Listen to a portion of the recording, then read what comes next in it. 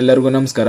ಕರ್ನಾಟಕ ಪರೀಕ್ಷಾ ಪ್ರಾಧಿಕಾರದ ಅಡಿಯಲ್ಲಿ ನಡೆದಿರುವಂಥ 3991 ಸಿವಿಲ್ ಪೊಲೀಸ್ ಕಾನ್ಸ್ಟೇಬಲ್ ಹುದ್ದೆ ನೇಮಕಾತಿಗೆ ಸಂಬಂಧಿಸಿದಂತೆ ನಿನ್ನೆ ಒಂದು ವಿಡಿಯೋದಲ್ಲಿ ಈ ಒಂದು ನೇಮಕಾತಿಯಲ್ಲಿ ಅರ್ಜಿ ಸಲ್ಲಿಕೆಯ ದಿನಾಂಕದ ವಿಸ್ತರಣೆ ಬಗ್ಗೆ ಮತ್ತು ಅರ್ಜಿ ತಿದ್ದುಪಡಿ ಬಗ್ಗೆ ಮಾಹಿತಿಯನ್ನು ನೀಡಿದ್ದೆ.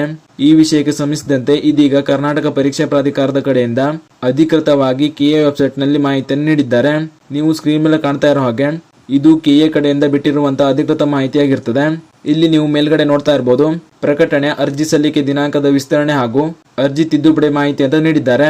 ಕರ್ನಾಟಕ ಪರೀಕ್ಷಾ ಪ್ರಾಧಿಕಾರವು ದಿನಾಂಕ 5/6/2026 ಉಳಿಕೆ ಮೂಲ ವೃಂದ ಹಾಗೂ ಸ್ಥಳೀಯ ವೃಂದದ ಸಿವಿಲ್ ಪೊಲೀಸ್ ಕಾನ್ಸ್ಟೇಬಲ್ ಹುದ್ದೆ ನೇಮಕಾತಿಗೆ ಆನ್ಲೈನ್ ಮೂಲಕ ಅರ್ಜಿ ಸಲ್ಲಿಸಲು ದಿನಾಂಕ 3/7/2026 ಕಾಲಾವಕಾಶ ನೀಡಲಾಗಿದ್ದು, ಶುಲ್ಕ ಪಾವತಿಸಲು ದಿನಾಂಕ 4/7/2026 ಕೊನೆಯ ದಿನಾಂಕವನ್ನಾಗಿ ನಿಗದಿಗೊಳಿಸಿ ಅಧಿಸೂಚನೆ ಹೊರಡಿಸಲಾಗಿತ್ತು.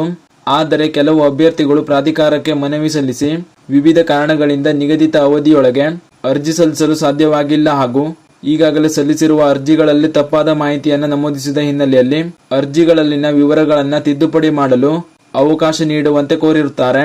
ಅನೇಕ ಅಭ್ಯರ್ಥಿಗಳ ಮನವಿಗಳನ್ನು ಪರಿಗಣಿಸಿ ಅರ್ಹ ಅಭ್ಯರ್ಥಿಗಳಿಗೆ ಸಮಾನ ಅವಕಾಶ ಕಲ್ಪಿಸುವ ಉದ್ದೇಶದಿಂದ ಅರ್ಜಿ ಸಲ್ಲಿಕೆ ಹಾಗೂ ಅರ್ಜಿ ತಿದ್ದುಪಡಿ ವೇಳಾಪಟ್ಟಿಯನ್ನ ಈ ಕೆಳಕಂಡಂತೆ ನಿಗದಿಪಡಿಸಿದೆ ಅಂತ ತಿಳಿಸಿದ್ದಾರೆ. ಅಂದ್ರೆ ಕೆಎ ಕಡೆಯಿಂದ ನಿನ್ನೆ ಬಂದಿರುವಂತಹ ಮಾಹಿತಿಯನ್ನ ಇದೀಗ ಅಧಿಕೃತವಾಗಿ ನೋಟಿಸ್ ಮೂಲಕ ತಿಳಿಸಲಾಗಿದೆ.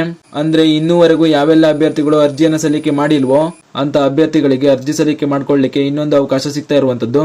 ಆದ್ದರಿಂದ ಅರ್ಜಿ ಸಲ್ಲಿಕೆ ಮಾಡದೇ ಇರುವಂತಹ ಅಭ್ಯರ್ಥಿಗಳು ಜುಲೈ 8, 2026 ಸಂಜೆ 4 ಗಂಟೆಯ ಒಳಗಾಗಿ ನಿಮ್ಮ ಅರ್ಜಿಯನ್ನು ಸಲ್ಲಿಕೆ ಮಾಡಿಕೊಳ್ಳಿ. ಅರ್ಜಿ ಶುಲ್ಕ ಕೂಡ ಇದೇ ದಿನಾಂಕದ ಒಳಗಾಗಿ ಪಾವತಿಯನ್ನು ಮಾಡ್ಕೊಳ್ಬೇಕಾಗಿರ್ತದೆ. ಅದೇ ರೀತಿ ಈಗಾಗಲೇ ಅರ್ಜಿ ಸಲ್ಲಿಕೆ ಮಾಡಿ ಅರ್ಜಿ ಸಲ್ಲಿಕೆಯಲ್ಲಿ ಕೆಲವೊಂದು ತಪ್ಪುಗಳನ್ನು ಮಾಡಿರುವಂತಹ ಅಭ್ಯರ್ಥಿಗಳಿಗೆ ನಿಮ್ಮ ಅರ್ಜಿ ಸಲ್ಲಿಕೆಯ ತಿದ್ದುಪಡಿಯನ್ನ ಮಾಡ್ಕೊಳ್ಳಿಕ್ಕೆ ಕೆಎ ಕಡೆಯಿಂದ ಅವಕಾಶ ಕೂಡ ನೀಡಲಾಗಿರುವಂತದ್ದು. ಈ ರೀತಿ ತಪ್ಪುಗಳನ್ನು ಮಾಡಿರುವಂತಹ ಅಭ್ಯರ್ಥಿಗಳು ನಿಮ್ಮ ಅರ್ಜಿ ತಿದ್ದುಪಡಿಯನ್ನ ದಿನಾಂಕ 10/7/2026 ದಿನಾಂಕ 13/7/2026 ಅವಕಾಶ ನೀಡಲಾಗಿರುವಂತದ್ದು. ಈ ಒಂದು ಅವಧಿಯೊಳಗೆ ನಿಮ್ಮ ಅರ್ಜಿ ಸಲ್ಲಿಕೆಯ ತಿದ್ದುಪಡಿಯನ್ನ ಮಾಡ್ಕೊಳ್ಬೇಕಾಗಿರುತ್ತದೆ. ಇದಿಷ್ಟು ಕೆಎ ಕಡೆಯಿಂದ ಅಧಿಕೃತವಾಗಿ ಈ ಒಂದು ನೇಮಕಾತಿಯ ಅರ್ಜಿ ಸಲ್ಲಿಕೆಯ ದಿನಾಂಕದ ಬಗ್ಗೆ ಮಾಹಿತಿಯನ್ನು ನೀಡಲಾಗಿರುವಂತದ್ದು. ಈ ಮಾಹಿತಿಯನ್ನ ನಿಮ್ಮ ಸ್ನೇಹಿತರು ಶೇರ್ ಮಾಡಿ ಅವರು ಕೂಡ ತಿಳಿಸಿ. ಹಾಗೂ ಈ ನೇಮಕಾತಿಗೆ ಸಂಬಂಧಿಸಿದಂತೆ ಇದೇ ರೀತಿ ಮುಂಬರುವಂತಹ ಮಾಹಿತಿಗಳಿಗಾಗಿ ನಮ್ಮ ಚಾನೆಲ್ ನ ಸಬ್ಸ್ಕ್ರೈಬ್ ಮಾಡಿ ಅಂತ ಹೇಳ್ತಾ ಈ ವಿಡಿಯೋ ಇಲ್ಲಿಗೆ ಮುಗಿಸ್ತಾ ಇದ್ದೀನಿ. ಧನ್ಯವಾದಗಳು.